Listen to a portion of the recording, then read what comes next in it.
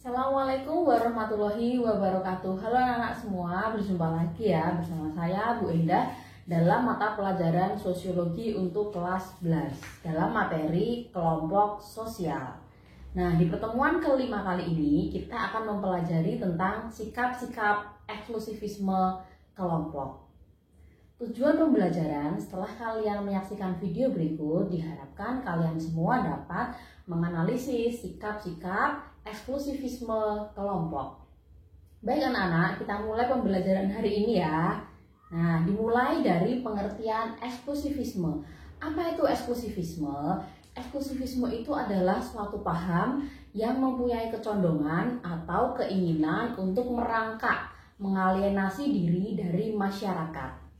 Tanda-tanda yang kasat mata bisa dilihat secara langsung orang yang memiliki paham eksklusivisme, yaitu mendahulukan kepentingan pribadi dan mempunyai kecenderungan untuk menarik diri atau memisahkan diri dengan norma-norma khusus maupun umum yang disepakati dalam kelompoknya. Itu adalah eksklusivisme. Eksklusivisme itu merupakan bentuk hubungan sosial individu yang menutup dirinya dari dunia luar atau mengeksklusifkan kelompok atau golongan tertentu. Ada 4 jenis sikap-sikap eksklusivisme kelompok. Yang pertama adalah primordialisme, kemudian yang kedua etnosentrisme, yang ketiga adalah rasisme, dan yang keempat adalah seksisme. Kita bahas satu persatu ya. Dimulai dengan primordialisme.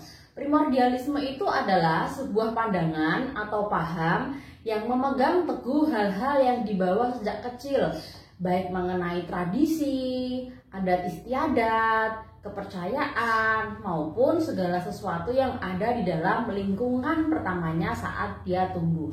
Itu adalah primordialisme.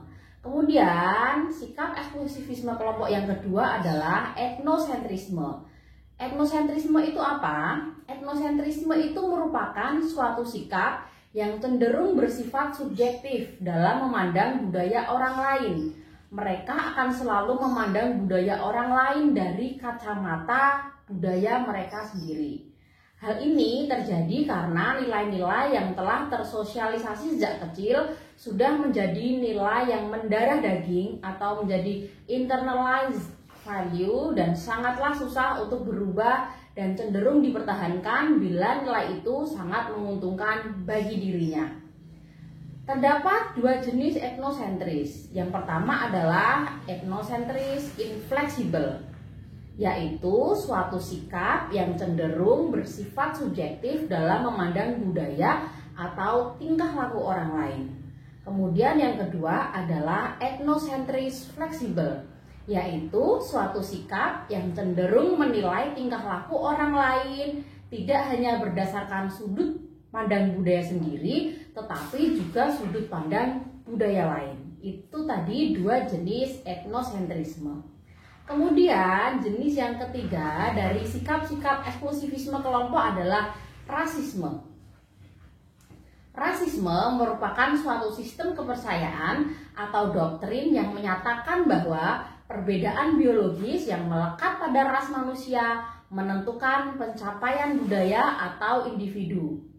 Nah, ini mengungkapkan bahwa suatu ras tertentu itu bisa jadi lebih superior dan memiliki hak untuk mengatur ras yang lainnya. Rasisme itu telah mendorong terjadinya diskriminasi sosial, kemudian segregasi, kekerasan rasial, termasuk genosida. Seringkali politisi sering menggunakan isu rasial untuk memenangkan suara. Istilah rasis telah digunakan dalam konotasi buruk paling tidak itu sejak tahun 1940-an ya. Dan diidentifikasi suatu kelompok atau orang sebagai rasis sering bersifat kontroversial. Itu tadi rasisme. Kemudian yang keempat adalah seksisme.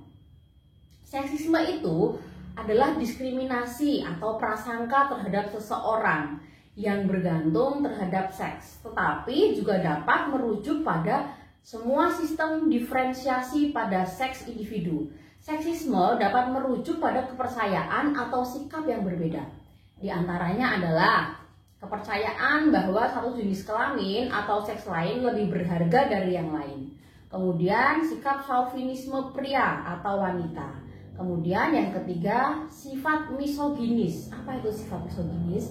Sifat misoginis itu adalah kebencian terhadap wanita atau misandry. Misandry itu sebaliknya ya, kebencian terhadap laki-laki. Dan yang terakhir dari seksisme adalah ketidakpercayaan kepada orang dalam seks yang berbeda. Nah, itu tadi ya materi kita yang kelima tentang sikap-sikap eksklusivisme kelompok. Tugas kalian adalah mencari 4 jenis contoh tadi, baik primordialisme, etnosentrisme, rasisme maupun seksisme. Begitu ya anak-anak, semoga bisa dipahami. Sampai berjumpa pada video pembelajaran selanjutnya dalam materi kelompok sosial. Terima kasih. Wassalamualaikum warahmatullahi wabarakatuh.